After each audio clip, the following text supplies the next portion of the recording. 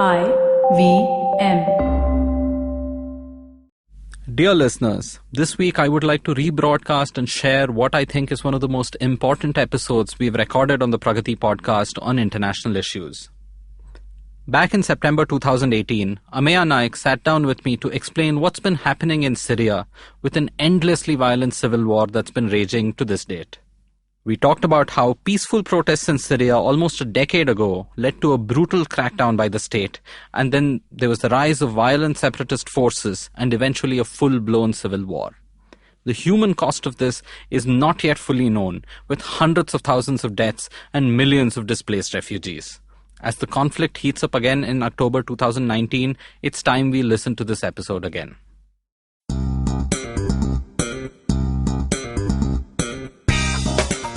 Welcome to the Pragati Podcast, a weekly talk show on public policy, economics and international relations. I'm your host, Pavan Srinath. Ameya Naik is a non-resident associate fellow at the Takshashila Institution and wears many other hats besides that. Last September, we feared that a brutal wave of violence would descend upon the last surviving Syrian rebels. While that threat was temporarily diffused last year, everything that we feared and even more is happening right now. My thanks again to Ameya for helping me share some of these updates since our recording last year. In the middle of October 2019, just 2 weeks ago, the Trump administration decided to pull back its remaining 1,000 special forces from the Syrian region, where they were working closely alongside the SDF, the Syrian Democratic Forces, which included the Kurdish militia. This allowed Turkey to attack the SDF and occupy certain parts of northern Syria, which included a deal being struck with Russia. Turkey has a large number of Syrian refugees on its soil. In the episode, Ameya was worried that the refugees would be sent back to Syria whenever Turkey decided that the war was over. Turkey is now using the refugees as a bargaining chip, saying that they will create a safe zone in northern Syria and relocate the refugees there.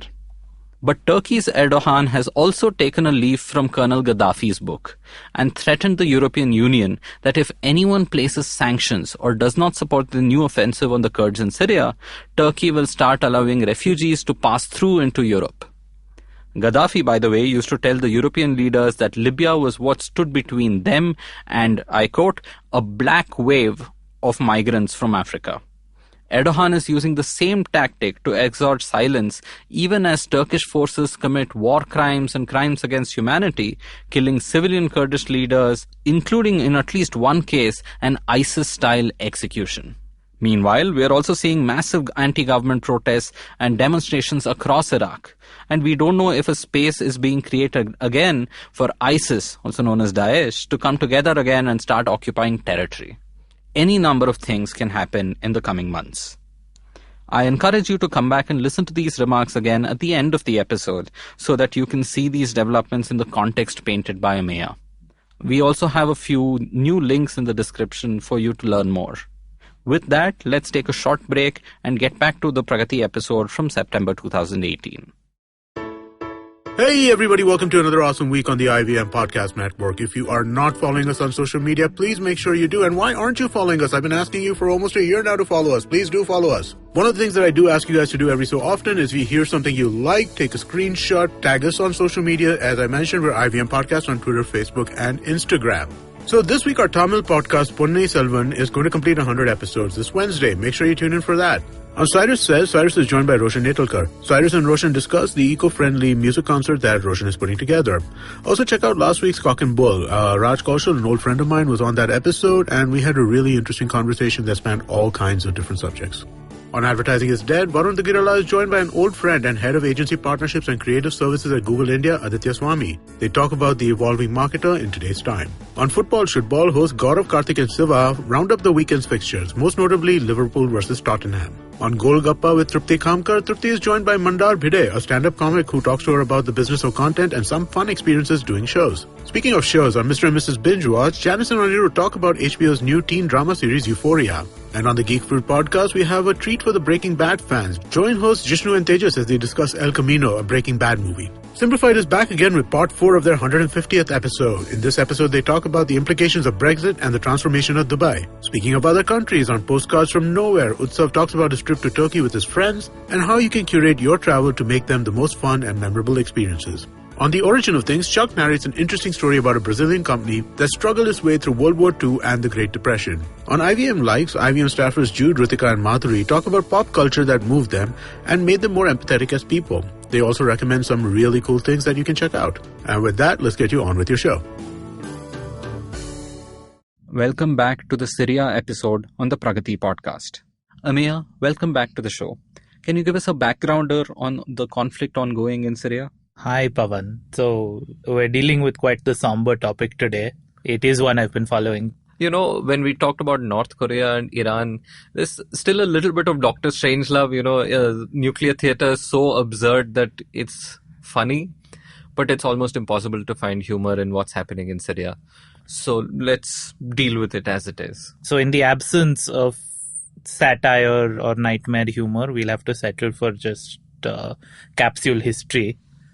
So you're right. The issue in Syria did start in about 2011. So 2010 December is when the first of the Arab Spring uprising starts in Tunisia.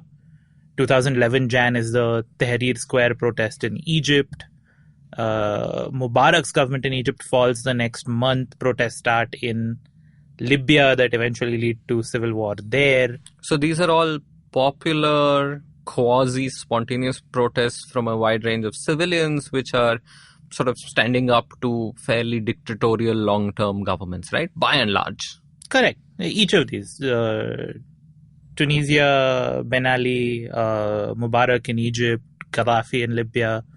And so also in Syria, in early 2011 or so, protests start happening, mostly youth groups, especially in the city of Homs. And in the early days, especially in 2011, June, July or so, nothing had turned violent yet.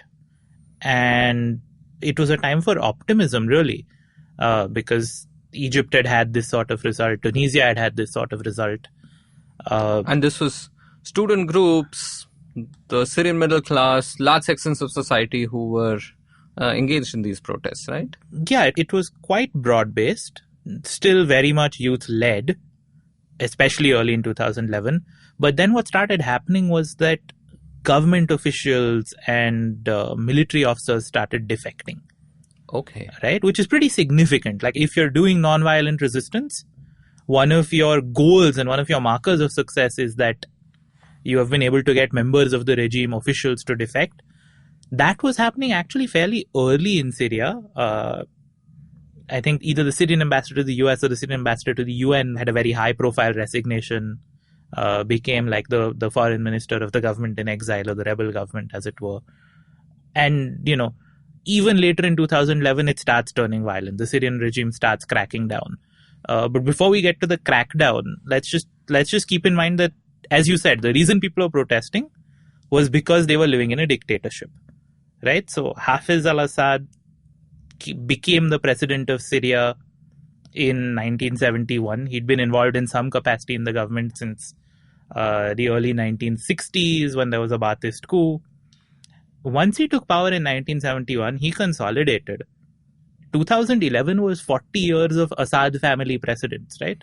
Right. Hafez al-Assad to 2000, his son Bashar 2000 to 2011. And when Bashar took over in 2000, after his father's death, at that time, he was seen as a moderate reformist candidate, not inherently antipathic to the West, willing to work with people, willing to bring about reforms, willing to modernize. Kind of the stuff that you hear about Mohammed bin Salman in Saudi Arabia right now. The same sort of rhetoric and glow was surrounding him. And kind of the rhetoric that surrounded even Saddam Hussein 30, 40 years ago. Right.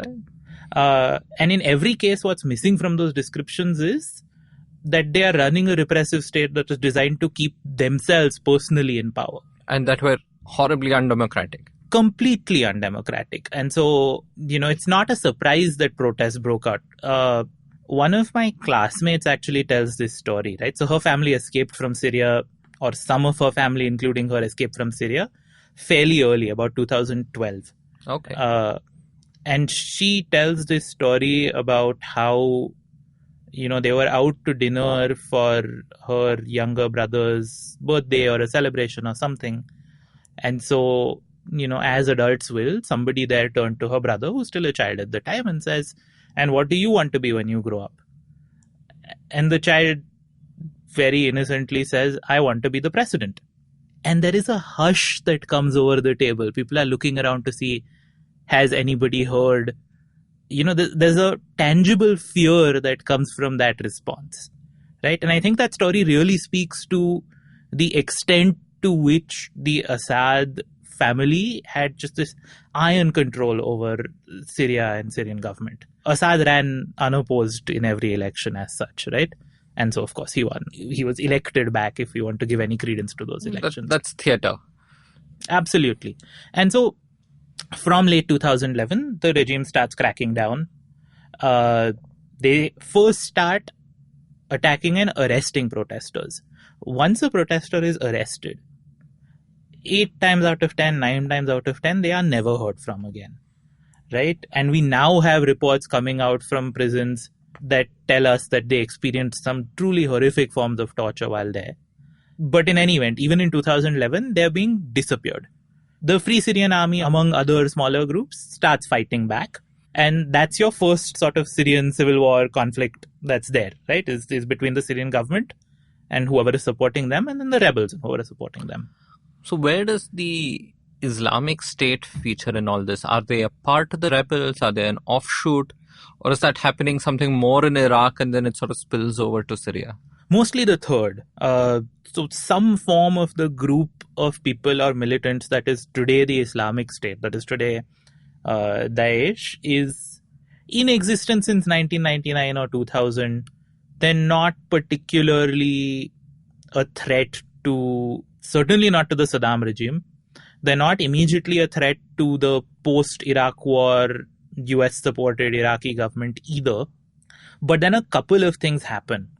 One is that a bunch of these militants, ironically, are collected by the US government and like the US-backed Iraqi government themselves and put in the same jail. This gives them a chance to actually get to know each other and build up some sort of network amongst themselves. In the jail rather than in the country. Exactly. No, but when they get out of the jail, they either are released or escape. So they have the chance to continue that network.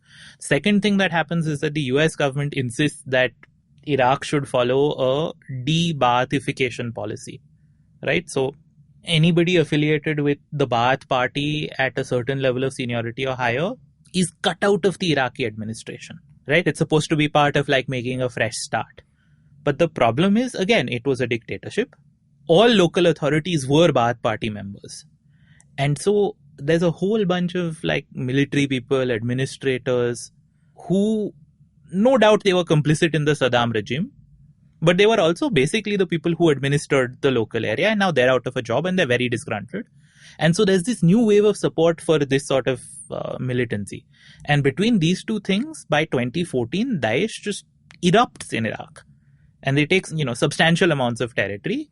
And they have people with experience in administration, in warfare, and in other things. So these are not just random people with guns. So unlike your average terrorist group, they actually have substantial administrative and planning capacities, largely consisting of ex-Ba'ath party officials who were disqualified from doing exactly those roles. I want to pause you there just to sort of clarify to everyone what this Ba'ath party is, because we talked about Ba'athists even in the reference to Assad. Can you spend a minute on that? Sure. So the Ba'ath party was the party to which both Saddam Hussein and Hafiz al-Assad belonged. A very crude way to say this is that it is the Communist Party of the Arab world. Okay.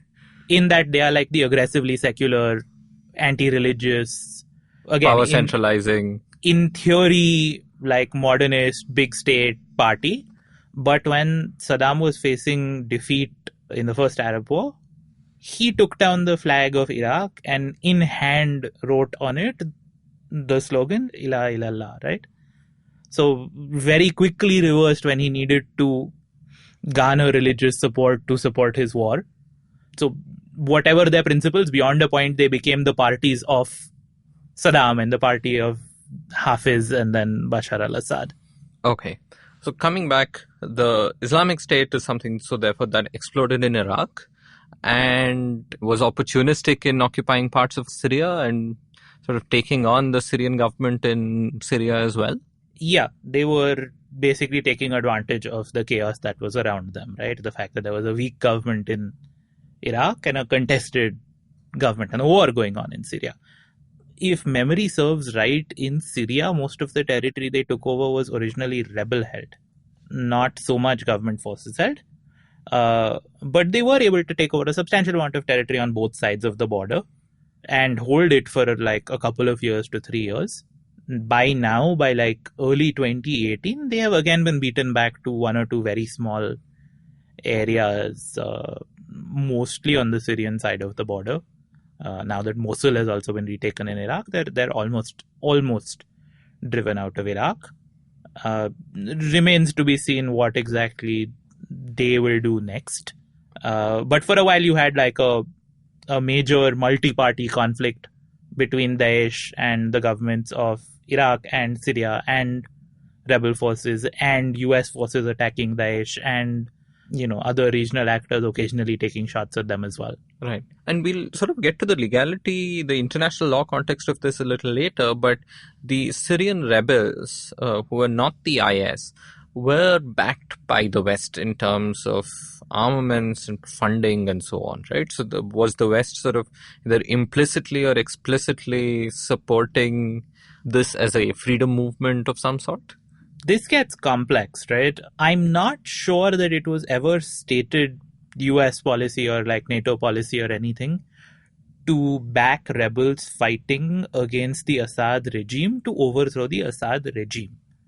But then once Daesh got into the picture, it very much was US policy to support various groups to fight against Daesh. The complication is that obviously these groups are the same, right? Or are affiliated with each other. So Syria also has a very complicated and fragmented ethnic breakup within itself.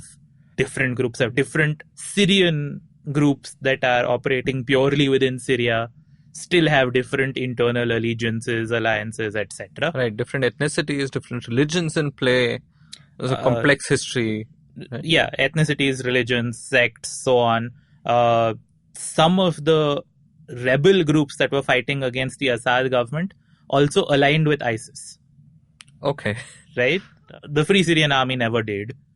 But then they were also fighting ISIS. Ameya, so far you have talked to us about the Syrian government, the various sort of fluid rebel factions against the Syrian government and the Islamic State. And but they've not just been the only players, right? The others who I guess the Turkish government is not very happy with are the Kurds, or the Kurds in the north. And they also have a different ethnicity. They've been persecuted both in Syria and in Turkey. And how are they starting to react to all of this? The Kurdish autonomous region in Iraq, which also has its own armed forces, as well as various Kurdish groups in Syria. Oh yeah, they're in Iraq as well, right? Not only are they in Iraq, they have held a referendum and said that they want to become an independent country based in that territory that is in the north of Iraq, where they were also attacked by Daesh. So if you remember reading about Sinjar, or the fact that there was, a siege which like US and Iraqi forces actually broke and rescued a very large number of people in Nineveh province, etc. All of that was happening in either Kurdish or Kurdish-controlled territory. So, large ethnic group, not entirely sort of homogeneous or under one command, but still, large ethnic group generally found in this area, very effective militarily, probably the most effective on-ground fighting force in that region, and so have been at the forefront of at least the US support to anti-Daesh efforts has been channeled through Kurdish forces. But Turkey designates Kurdish political parties in Turkey as terrorist groups, right? For exactly the same reason. They are worried about Kurdish separatism, that parts of Turkey may be called to be part of a potential independent Kurdistan. So they're like a transnational group now, right? Which clearly bugs a lot of countries. It troubles a lot. I mean, it's difficult for many countries to deal with them. They were always present in these places. And so, in general, all three governments, the Turkish government, even before Erdogan, Saddam's government in Iraq, and Assad's government in Syria, had all tried to suppress them. Right? It just so happened that they had an autonomous region in Iraq. But the Kurds were one of the first groups that Saddam Hussein back in the day had targeted with chemical weapons attacks, right? So it's not that, and as I said, and Daesh also targeted them. So it's not that they have had any shortage of troubles. Turkey has recently added on to these because I forget exactly when. I think it was earlier this year itself, in January this year, the Turkish military shelled and bombed Syrian Kurdish enclave. It's called Afrin. And so, you had the situation where the Kurdish forces were fighting Islamic State or some other Islamic State affiliated group on one front. They had their backs to the Turkish border. And then they were getting attacked from the Turkish side as well. Because to the Turkish government, both of the parties to that particular conflict are terrorists. And they don't want either of them to gain an ascendance. You've essentially been telling us about is there are at least 4 major local groups of players involved in this conflict, and we are not even getting to the Iraqi National Army and the Iraqi government. And apart from all this, we have all the foreign players, right? We've sort of briefly mentioned something about the United States and sort of NATO and Western forces, but the other big behemoth is Russia. So how and when did Russia get involved, and what changed their intervention? So the axis there is Syria, Iran, Russia, right? Right. How can I forget Iran? And I mean, when did Iran get involved in Syria is like a historical and archaeological and anthropological question. And Saudi Arabia on the other side. Right. So the Assad regime has always been one of the most prominent Iranian clients. Iran has intervened quite openly to support the Syrian government. They had a number of forces affiliated with Hezbollah, which is the Iranian-affiliated militant/terrorist group in Lebanon, sent forces through to support Assad's government every time they look shaky. There are Iranian anti-air batteries protecting major Syrian government installments. They're fully committed, right? There's a great article you can read by Dexter Filkins of the New Yorker. He's profiling the commander of the Iranian Quds force, which is, again, it's the elite force of the Iranian military. So this man's name is Qasem Soleimani, and Filkins has done this profile on him and his presence in Syria and Lebanon and like all of the things that he's been managing and controlling there. Highly recommended reading. Fascinating as well. All of which to say, Iran is very heavily invested in Syria. Russia has started coming in, I think, about 2015 or so. So they were always supporting the Syrian-Iranian side in international negotiations, in part because the US had carried out a military intervention in Libya, and Russia and China had both been very clear about the fact that they are not going to allow anything of the sort to happen again. And so, maybe that confluence of interest drove the Russians even closer to becoming a broker between the West and the Syrian and Iranian interests. But since 2015, they have been very openly also weighing in on the Syrian side. On militarily, you mean? Militarily. So again, they have trainers, they have anti-air capacities there. They are carrying out air strikes. So now if you read about an airstrike on rebel targets in Syria, it's not immediately easy to tell whether that was Syrian planes, Iranian planes, or Russian planes. It could be any mix of these. Right? They're actively part of the military campaign. And did this also tip the balance? I mean, if I'm not mistaken, the Syrian government was sort of on the retreat. The number of areas that they could control was slowly dwindling. But with overt Russian military intervention, the scales got tipped, right? So now the Syrian government is in reasonable control of territory? Yeah, the Syrian government now has control over most of the territory of Syria. And yes, it very much was the fact that they had the support of Iran and then Russia that enabled this. I mean, it was also the fact that they were willing to use a completely horrific degree of violence against their own people. And so, like, literally, scorched earth policies of bombing and razing entire cities and settlements. But even the capacity to do that in the first place was bolstered by the addition of the air support from Russia. We'll be back with Ameya after this short break. How aware do you think you are of your laws and rights? Do you look up to laws when you are caught up in situations? Do you know what your rights are when you're stuck somewhere bad? Well, here's a show that can help you move an inch closer to being aware of what your rights are. Tune into Know Your Qanoon with me, Amar Rana. This is a podcast meant to answer all your law-related queries. Catch Know Your Qanoon every week on the IVM website or the app or anywhere you get your podcast from. Welcome back to the Pragati Podcast. So, Ameya, where are we today? Where have we come to? What's the fulcrum of the conflict today? Is there there must be active violence happening in many parts of Syria, but is there any particular focus now? So a little while ago, the focus was in Aleppo. Then I think it was in Ghouta, which is actually like much closer than anywhere else the fighting has been to the actual Syrian capital, to Damascus and to the government installments. At this point, rebel forces, along with various civilian populations from rebel-held areas, have all been beaten back into a single northern province called Idlib. And Syrian, Iranian, Russian forces are gathering along the border there. There's sort of every reason to expect a confrontation there.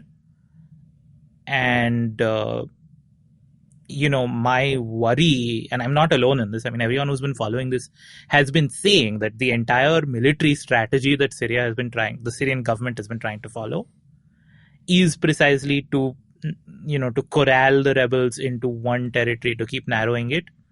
And at the stage where that's happened, you can expect them to be completely indiscriminate and ruthless in their attacks on that territory.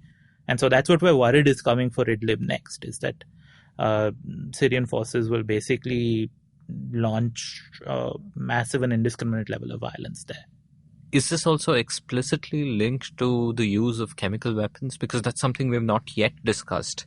And I think a while back, Trump also launched some missile strikes against Syria, right? If I'm not mistaken, that was supposedly targeting potential chemical weapons facilities. He hit an airbase, which was used by the bombers that had launched the chemical weapons. So tell us a little. I know chemical weapons have been used in the Middle East even in the past. Many have been guilty of it. Tell us a little about what happened and sort of broadly know what the convention is, right? I mean, if I'm not mistaken, thou shalt not use chemical or biological weapons. That is the convention. Right? Do not do this. Yes. Flashback to early or mid 2012, right? There are not at that point reports about chemical weapons being used. The level of violence is still relatively moderate, and a number of parties are pressing the US government to get involved on the side of the rebels, right? And Obama refuses to do this because, in part, he says, I was elected on ending these wars and I don't want to start and launch a new one. In part because he's in the process of negotiating the Iranian nuclear deal and doesn't necessarily want to antagonize the Iranian side too much. But as we discussed on the episode on Iran, Trump is sort of breaking the Iran deal not because of the failure on nuclear compliance, but because Iran is doing all the other things Iran does. Right. And, to be fair, the debate was not all that different even back in 2012, right? And so what Obama said was, there are certain things that I will treat as a red line, quote unquote, a red line. Oh yeah, I remember the word red line being used. It became quite the flashpoint in itself. The Lakshman Rekha, but American. And so the thing that he pointed to as like, this will be the tipping point, was if chemical weapons are used, right? From late 2012, we have reports of chemical weapons being used. By the Assad regime, largely against civilian populations, right? It's not even that these were attacking specific military encampments or targets. No, they were being launched into out-and-out civilian areas. Mostly chlorine, but also sarin gas, which is a nerve agent. And, both of these are absolutely horrific ways to kill people. They're extremely painful. And so even though Obama did not, in fact, take to military action as a result of this, he did issue an ultimatum, right? So there were attacks in Ghouta in 2013, after which he said, basically, Syria must get rid of all chemical weapons or they will face military action. This is exactly where Russia got involved. Russia was the one that brokered this deal. So August 2013, I think, is the ultimatum. September 2013 is when Russia says, no, we have an arrangement. Syria will either destroy or export all chemical weapon stockpiles. And there was actually a joint commission of the Organization for the Prohibition of Chemical Weapons, the OPCW, and the UN that was set up to implement and to monitor this process. They finished work in early 2015 and said, okay, of all the known and declared stockpiles, yeah, they have been shipped out, broken down, they're gone. And, this was on Russia's guarantee at the time. And clearly, whether it was Russian enablement or just Assad being shrewd, the chemical weapon stocks are not gone, or they were able to procure new ones, because these attacks have continued since. And so that's what Trump was responding to as well, right? Trump was responding to the latest reported attacks, I think in Khan Sheikhun at that time. And so, he said, again, it's not that different from what Obama said, right? If you use these weapons, then we will attack you. That missile strike was considered largely symbolic. It didn't do critical damage to... The airfield in itself was not necessarily critical infrastructure, nor was it damaged to the point that it could not be repaired and reused. Okay. But it was like a warning shot. Chemical weapons, so therefore they're still in play.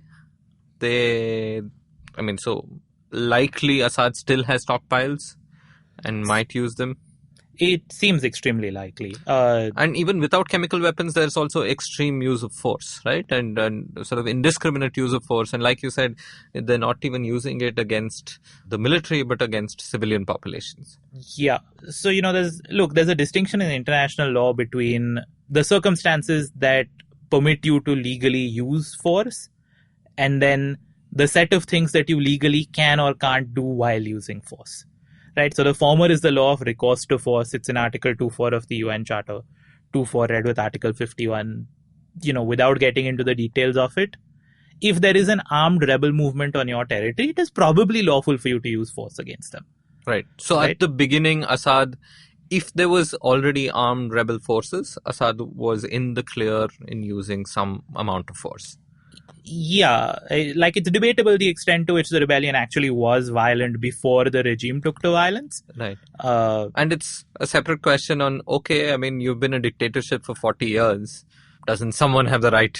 It's a moral and ethical question about whether somebody having a right to even use violent means to end your long-term dictatorship. In theory, protests are covered under some sort of right to speech and expression, right? But the minute they turn violent, or the minute that there is an armed group that says we want to overthrow this government, international law is fairly clear that that government has the right to use force against them.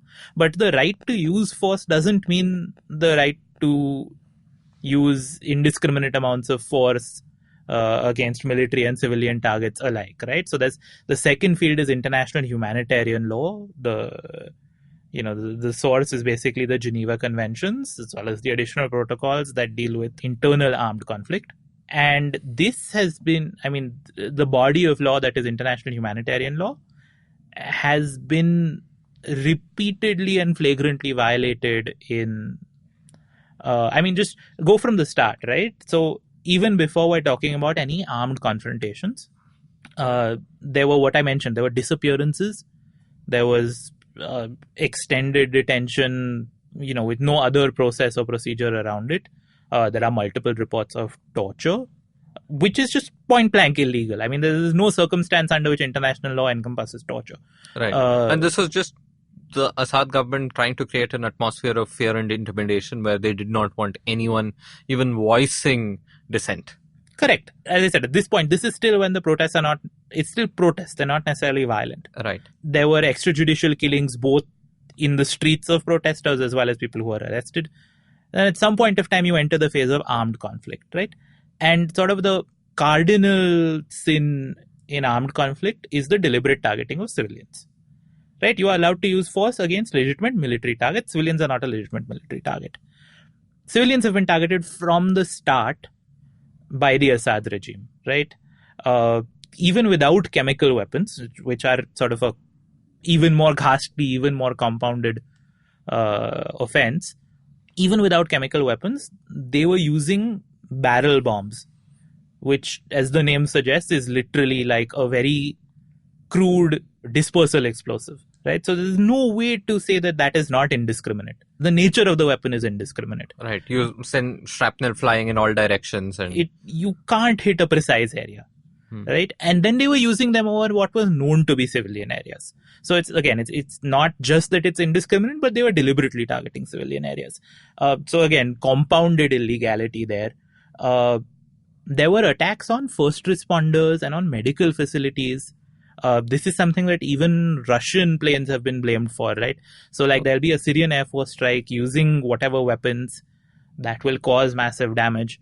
Then medical staff and other first responders will arrive. There'll be a follow-up airstrike that will kill even those, right? And like you can imagine what this does for the emergency healthcare situation when the healthcare facilities and workers themselves are being...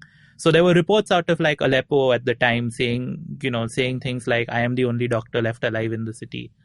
So deliberate targeting of civilians, deliberate targeting of medical staff, first responders and facilities. And accidents can happen in war where, civilians and medical personnel and all can be affected. But this is well and above accidents and mistargeting, right? This is deliberate. They're not in the same realm. You have a consistent pattern for 6 or 7 years. Right. That has not let up or changed despite any amount of criticism, intervention, fighting, anything, right? So I think it's past the point where there's room to debate that there is deliberate targeting. The final one is starvation, right? So, I mean, age-old tactic to besiege and starve out a city, right? But again, it's a war crime. You're not supposed to use starvation as a weapon of war. And again was used in Homs, was used in Aleppo. I mean, it was used against Homs, was used against Aleppo. And so when people were evacuated from there, again, there were reports of severe malnutrition, deaths from hunger, members of the family would like stopped eating so others could eat. So just, if you made a checklist of like, here are the sections under which war crimes are chargeable, you could probably tick all of them, right? It's like, if it were not a government doing this, we would call these terrorist tactics, right? It's deliberate targeting of civilians with violence for political means. Because it's a government doing it, we call them crimes against humanity, war crimes. Right. But they are the same. And because they are the government, probably it's doing it at a scale that most terrorist outfits cannot do. Yeah, so I mean, I don't have adjectives for this, right? It's just been, and again, this is what we're worried is coming to Idlib, is that there are 6 or 7 years of war that tell us that this is how the Assad regime has dealt with not just rebels or protesters, but anybody, civilian, armed, whatever, who is not willing to just absolutely bow down to them. And now, if it is the last stand of the rebels, then the government forces want to annihilate them, right? Such that there is no final place of refuge they can go to. So the kind of violence we can expect might be worse than what we have seen, if a worse is possible. So let me put it like this, right? If this level of violence was enacted on people of a single ethnic group, we would not hesitate for a moment to use the word genocide. It's just that the legal requirement that they are being targeted for their ethnicity is not met, right? But if you imagine a crime of politicide, that they're being targeted for their political affiliation, yeah, absolutely.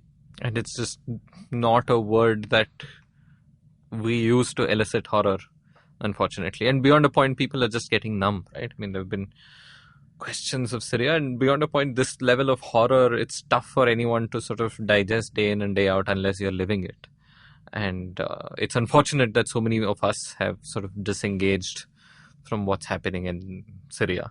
But Ameya, we've been talking about the geopolitics of it, the ugliness of the warfare, but let's sort of spend the rest of the podcast talking about what's actually happening to the people of Syria, right? Ultimately, this is, to call it a humanitarian crisis would be a gross and almost negligent understatement, right? How can you even tell us a few numbers about how many people have been affected, how many have been killed in this entire conflict that has lasted now 7 years and more?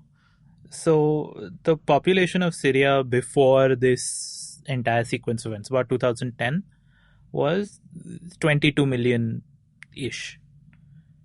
Statistics from 2018 say that approximately 500,000 people have been killed in the course of the war. A little over 5.5 million are refugees. They've fled the country. That's a quarter of the country. More than. Another 6.5 million are internally displaced. So they've not fled across an international border, but they are refugees within Syria, as it were. And then, somewhere almost 3 million people by the UN's estimate are in urgent need of humanitarian assistance. This overlaps somewhat with the internally displaced numbers. Some people are displaced, some are in their homes, but in urgent humanitarian need.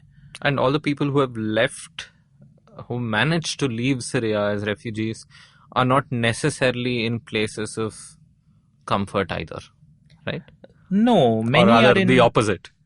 For the most part, they are not. But just add up those numbers, right? 6.5 million internally displaced, 5.5 million refugees, 500,000 killed. That's what? That's 12.5 million out of a population of 22 million, right? If that doesn't indicate the magnitude, and in 6 or 7 years, it's not that this has happened over like an extended period of time, right? And it's not like the remaining 10, 11 million are happy and well off, right? It's not like the rest of Syria, which the government is now controlling, is sort of functioning very well, right? So you have 22 million people in one state of crisis or another, with probably a surrounding population of another 10 million or so also affected in some way, economically, socially, or otherwise. Right, about 12 million in this sort of acute crisis, and then the other 10 million sort of living in the same set of circumstances that has created those 12 million and their crisis. And in fear of ending up in the same place as the 12 million. Yeah, which as we said, it's a repressive government, and so that's their target. Amongst the refugees, the largest number, about 3.5 million, are in Turkey. Okay. Turkey is not signatory to the Refugee Convention. It has taken them. It has basically set up this independent camp infrastructure for them. It's an approach that has not been tried before. And it's like, on the one hand, it's sort of better provided and more humane than a lot of other refugee settings. On the other hand, it puts them in a state of like high uncertainty. Tell me more about this. How is Turkey approaching the refugees? So Turkey does not, because they've not signed the convention, they don't necessarily have a legal obligation towards the refugees. But they've said, these are our neighbors, we have a humanitarian obligation, so we're going to make sure that they are provided for. And so Turkey has basically built massive amounts of camp infrastructure, housing all of these people, making provisions for like basics like nutrition and education. But they've also said you cannot have any legal claim whatsoever here. You can't work here. You can't, like, at some point of time, you're going to leave here. We're not going to have you here permanently. Like, on the one hand, in terms of just the basic humanitarian need, they really are being served, right? There are many worse circumstances to be in, including the ones that they escaped from. But in terms of any thought to the future or like what they're going to be able to do thereafter, absolutely unclear. If the Assad regime really wins a military victory tomorrow, and turns around and says, we don't want any of these traitors, these people are completely stuck, because Turkey's only response will basically be, the war is done. Go back. We're not maintaining this anymore. Right? So it's very hard to tell. But at the same time, I want to acknowledge that the necessary humanitarian intervention or actions have been taken. The long term is the challenge. Right. Iraq has about 250,000 refugees. Jordan has 600 or 650,000. Lebanon has taken 1 million. So the majority are actually in the region. Further out, Sweden, Germany, something like 25 or 30,000 in the US, about 50,000 in Canada. Lot of the news that you read, ironically, is actually from these smaller numbers that are in Germany, Sweden, Canada, the US, about how will it affect the culture, how will they integrate, etc.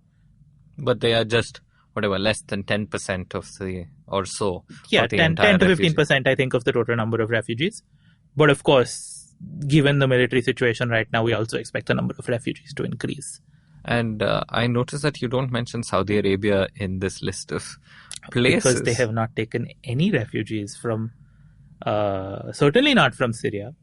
Yeah, there are refugees in Egypt, there are refugees in Jordan, there are refugees in Lebanon, there are even refugees in Iraq, which if you pause to think about it, is probably the least best place to go short of Syria. But there are none in Saudi Arabia or the other Gulf states.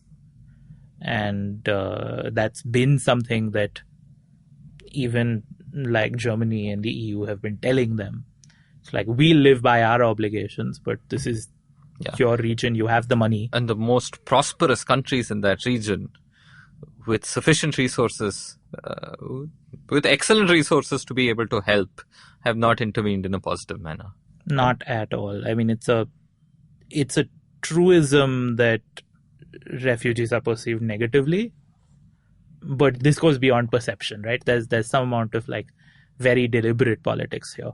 We think of this as a humanitarian crisis. I mean, as a lot of people suffering, but can you tell us a little more about the lives of the people and something that we would not ordinarily know about the kind of trauma that people experience in this horrific process? And I'm sure that's a podcast or a thesis topic. Yes, and more, but and a few things that we may not be so familiar with. So let me try to talk through 3 or 4 just different pieces of research that I've come across. So I've been following, about when I went to grad school, it was when violence was starting to pick up in Syria, early 2013.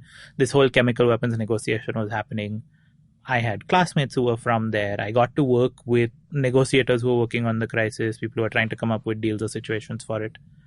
So I started following it pretty closely, right? And so 3 or 4 pieces of research that have come up since then. Safer World, if I'm remembering correctly, has a research report on the frequency of displacement. How many times do you think that the average refugee family has been displaced in the course of the Syrian conflict? And I'll give you the first order answer is that it's not one.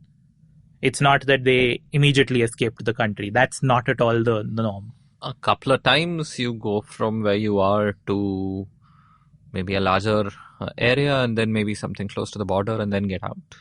So for somewhere between 80 and 90% of the refugees, that number was in the range of 9 to 17. The average was 12 or 13. Wow. So Right? they moved around from place to place 12 times to 17 times before they left the country. There was some sort of violence that displaced them from their homes. So they went somewhere else, maybe a friend, a family, etc. And they were displaced from there. And displaced and displaced and displaced, 12 times, 13 times, 17 times. The 12th or the 13th or the 17th one is the one that took them across the border, right? And even that was not necessarily safe haven at the get-go. So the stat is counting only till the first point that they crossed the border. It may be that they've moved again thereafter. There's 2 things that are causing this. One is that your entire social capital, your ability to cope with emergency or disaster, is very bound up in the place where you live. So displacement in itself heightens your risk for subsequent displacement like nothing else. because your resources at home are gone. The second is that it points to this pattern of deliberate targeting of civilians. That the regime really was looking for places where civilians were gathering, including displaced population, which is sort of a very obvious flow, and then targeting those as well. So when I said that civilians and rebels have been corralled into Idlib, it literally has been subsequent episodes of violence driving them further and further towards that place, right?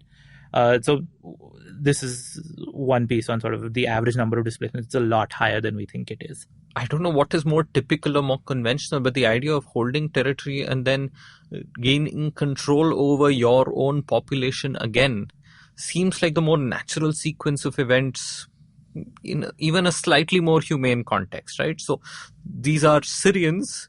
You are the Syrian government. You want to reoccupy and take control over their lives again and become their government again and employ the monopoly over violence over them again. Whereas this seems to be far worse, right? Yeah, as I said, it's scorched earth politics, right? It's not... No, it's scorched people politics. It's not, I'm going to take over this territory again. It's, I'm going to first drive you all out and I'll see what I want to do with it later. Related to this, I think, is the fact that when you go into the numbers, about a third of the refugees are children.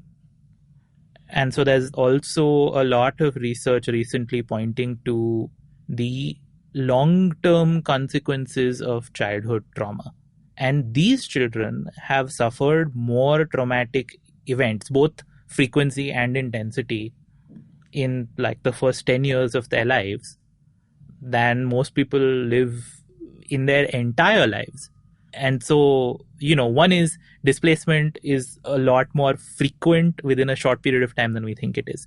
The second is that the effects of the trauma from this linger a lot longer than we think they do, right? The cognitive deficits, the emotional deficits, the social deficits, the lifelong re-experience of trauma.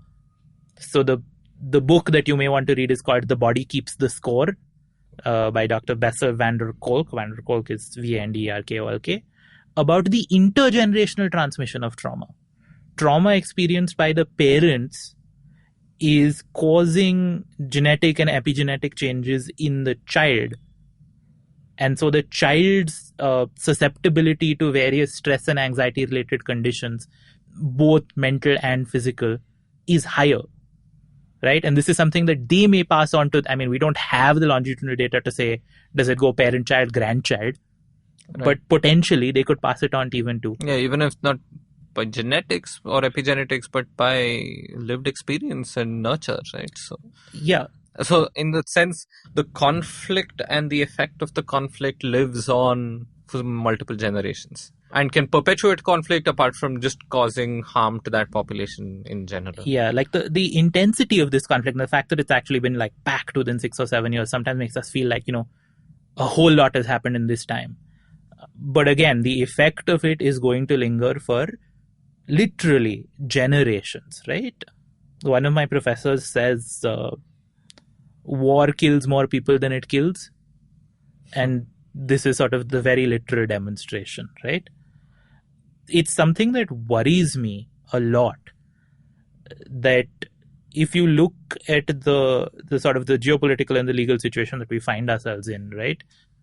Nobody, no actor, no confluence of interests was able to prevent the Syrian government from acting in this way. As you said, even strategic logic would suggest doing something different. And they chose this just more vengeful path, and nobody had the leverage or the ability to stop them despite trying for the entire time. And it worries me that this is foreshadowing the kind of war that we're going to see in the near future. The kind of conventions and norms and international law that we set into place in the 20th century in the wake of the world wars, those norms and laws are being discarded now in this age of conflict, right? So we are getting to a new and perhaps uglier norm. International law as a field never really talks about things in a 1-0 state. It's never happened, didn't happen. It's always weakening, strengthening trend. But yes, a lot of our humanitarian law conventions and requirements are on a weakening trend. They are on a weakening trend because A, leverage to make sure that they are abided by is lower. B, because accountability for these issues has not yet been decided, right? And so one thing to watch going ahead is whether and how any sort of accountability for these atrocities in Syria is actually created or determined or set, and the extent to which states and like the UN and other international bodies will play a part in that. It may not be much, because Syria has basically said, end of the day, I am fighting against internal armed dissidents. This is my supreme sovereign right. What I do in the process, yeah, okay, I broke some conventions. What are you going to do about it?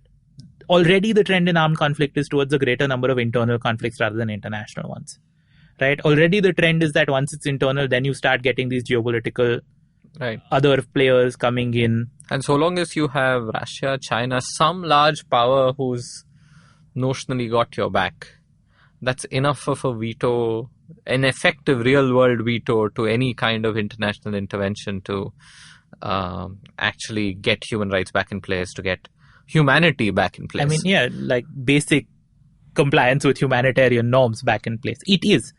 And so the more that we see a tendency towards urban warfare, towards warfare happening in civilian-dominated regions, towards what like Rupert Smith calls war among the people instead of war on the field, the greater the likelihood that governments will act with this sort of impunity. And unless we can come up with either stronger enforcement mechanisms or stronger accountability mechanisms that can presumably deter people from this in the future, you know, what happens in Idlib tomorrow could happen to any of us as well. Thank you, Ameya. We often talk, including on this show, about the kind of brave new world that we are entering, and that's usually spoken about in a positive context, even if cautious. But here we need to acknowledge that the 21st century can also be an ugly, scary world that we can enter, one that we are not able to completely imagine when we close our eyes. But if we do look closer with open eyes at Syria and about things happening around the world, maybe we have a chance at avoiding a repeat of this. Thank you so much, Ameya. Thank you for joining us today. Thank you for the chance to speak about this topic, Pavan. The situation in Syria and Idlib is changing by the day, but the one unchanging fact is that it is one of the greatest humanitarian disasters of our times. We must also remember that such a dire conflict can break out anywhere in the world. The least we can do is to keep our eyes and ears open.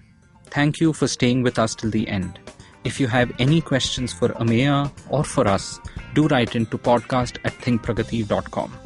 You can subscribe to the Pragati Podcast on the IVM Podcast app or wherever else you get your podcasts from. We're there everywhere.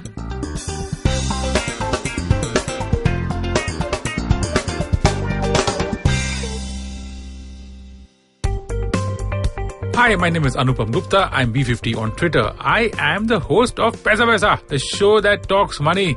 On my show, I speak to experts from every field of money and finance, from stock markets, equities, debt funds, credit cards, life insurance, every possible area of money and finance that you can think of. We even did an episode on cryptocurrency. I've got fantastic guests from mutual funds to personal finance experts everywhere. Robo-advisory, startups, just name it, we've got it. At Paisa Vaisa, we help you make smart decisions about money. You work hard for money. Now make your money work hard for you. New episodes out every Monday, and you can listen to my show on the IVM Podcast app or any other podcasting app that you have.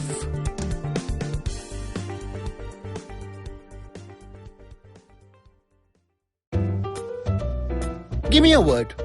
या कोई भी line. कुछ भी हो सकता है यार. क्या कहा आपने? Topi. Okay. Mohan Joshi hated wearing topis. He felt suffocated in them.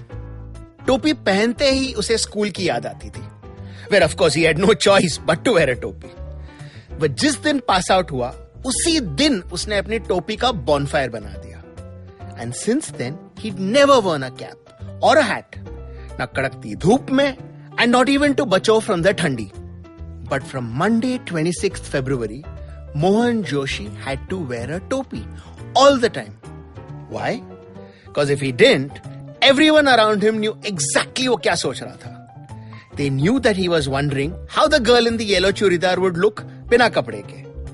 They knew when he was calling the boss a sadela tomato. They knew everything. पर ये सब हुआ कैसे? अरे भाई, यही तो स्टोरी है. और ये स्टोरी आप ही ने मुझे दिया by giving me the starting word. यही तो है The Croc's Tales. Words आपके, कहानी आपके लिए. Catch the stories on Monday and Thursday on the IVM website, app, and anywhere you get your podcast from. See you soon.